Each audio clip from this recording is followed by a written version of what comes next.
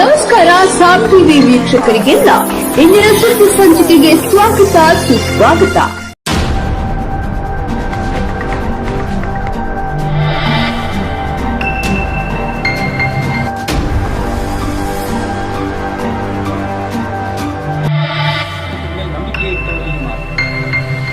ಸಂವಿಧಾನದ ಮೇಲೆ ನಂಬಿಕೆ ಇಟ್ಟವರು ಕಾನೂನು ಪ್ರಕಾರ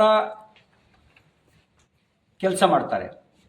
ಹಮುರಾಬಿ ಸಿದ್ಧಾಂತದ ಮೇಲೆ ನಂಬಿಕೆ ಇಟ್ಟವರು ಮಾತ್ರ ಕೊಲೆ ಮಾಡೋದು, ಹತ್ಯೆ ಮಾಡೋದು, ಇಂಥ ಕೆಲಸವನ್ನು ಮಾಡ್ತಾರೆ. ಮುಖ್ಯಮಂತ್ರಿಗಳಿಗೆ ಮತ್ತು ಅವರ ಸರ್ಕಾರಕ್ಕೆ ಸಂವಿಧಾನದ ಮೇಲೆ ನಂಬಿಕೆ ಇದ್ದಂತೆ ಕಾಣ್ತಿಲ್ಲ. ಅವರಿಗೆ ನಂಬಿಕೆ ಇರೋದು ಹಮುರಾಬಿ ಸಿದ್ಧಾಂತದ ಮೇಲೆ ಅನ್ನೋದು ಅವರ ಮಾತಿನ ಮೂಲಕ ವ್ಯಕ್ತ ಆಗ್ತಾ ಇದೆ.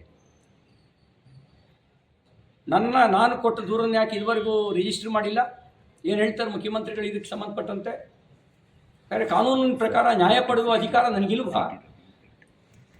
ಹಾಗಿದ್ರೆ ನಾವು ಇವ್ರ ದೃಷ್ಟಿಯಲ್ಲಿ ನಾವು ಗುಂಡಾಗಳನ್ನು ಕಳಿಸಿ ಉತ್ತರ ಪಡಿಬೇಕಾ, ನ್ಯಾಯ ಪಡಿಬೇಕಾ?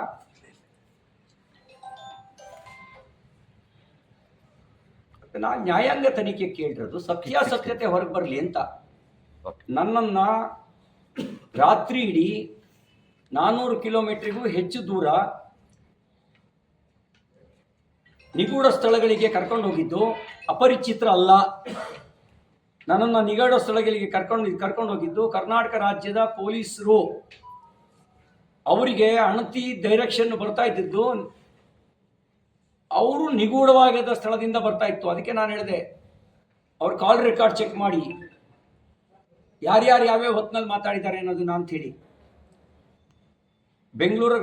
ಬೆಳಗಾವಿ ಗ್ರಾಮಾಂತರ ಎಸ್ ಪಿ ಮತ್ತು ಬೆಳಗಾವಿ ನಗರದ ಕಮಿಷನರ್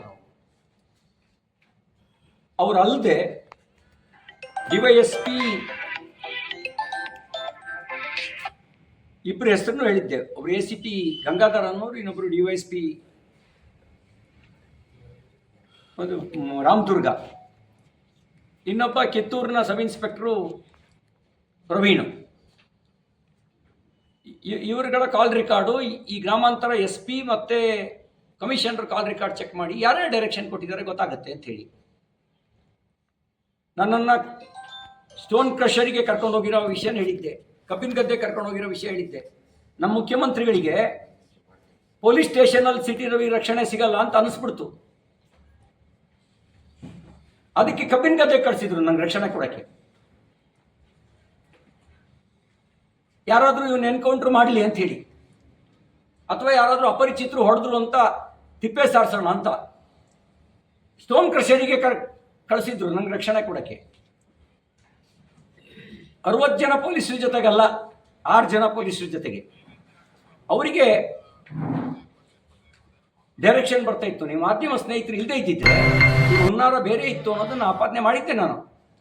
ಅದಕ್ಕೆ ಇಂಬು ಕೊಡುವ ರೀತಿಯಲ್ಲಿ ಮಾನ್ಯ ಮುಖ್ಯಮಂತ್ರಿಗಳು ಮಾತಾಡ್ತಿದ್ದಾರೆ. ನನಗನ್ಸುತ್ತೆ, ನಾನು ಮುಂಚೆ ಅಂದ್ಕೊಂಡೆ ಮುಖ್ಯಮಂತ್ರಿಗಳ ಪಾತ್ರ ಇದರಲ್ಲಿ ಇಲ್ವೇನೋ ಅಂತ ಹೇಳಿ. ಈಗ ಅನ್ನಿಸ್ತಾ ಇದೆ ಎಲ್ಲರೂ ಕೂಡಿಯೇ ಷಡ್ಯಂತ್ರ ಮಾಡಿರ್ಬೋದು ಅಂತ ನನಗೆ ಅನುಮಾನ ಬರ್ತಾ ಇದೆ. ಅದಕ್ಕೆ ನ್ಯಾಯಾಂಗ ತನಿಖೆ ಅಂತ ಕೇಳಿರ್ತಕ್ಕಂಥದ್ದು. ನಾವು ಕೊಟ್ಟ FIRನ ನಾವು ಕೊಟ್ಟ ಕೇಸ್ನ ಯಾಕೆ ಇದುವರೆಗೂ FIR ರಿಜಿಸ್ಟರ್ ಮಾಡಿಲ್ಲ? ಕರ್ನಾಟಕದಲ್ಲಿ BJP ಅವರಿಗೆ ಒಂದು ಕಾನೂನು, ಕಾಂಗ್ರೆಸ್